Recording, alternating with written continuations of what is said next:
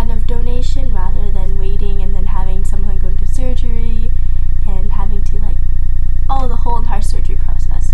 So it'll just save a lot of time, save a lot more lives. So what happened in this case was that I donated part of my liver and they flash froze it.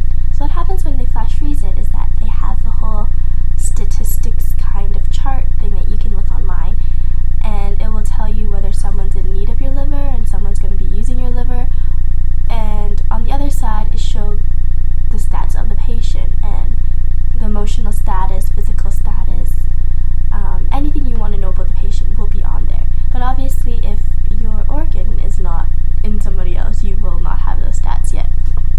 So I donated for the fun of it because, I mean, if you can give it, why not, right?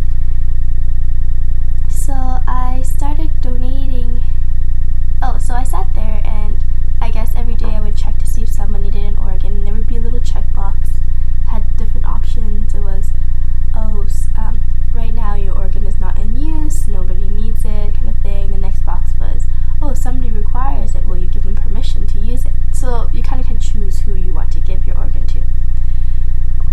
So suddenly one day when I was checking, it finally said somebody needs your organ. I was so happy because there's no point of donating an organ if nobody's going to be able to use it. What's the point of having flash frozen liver inside your freezer, right? If you're not going to eat it. I mean, use it. But you get my point.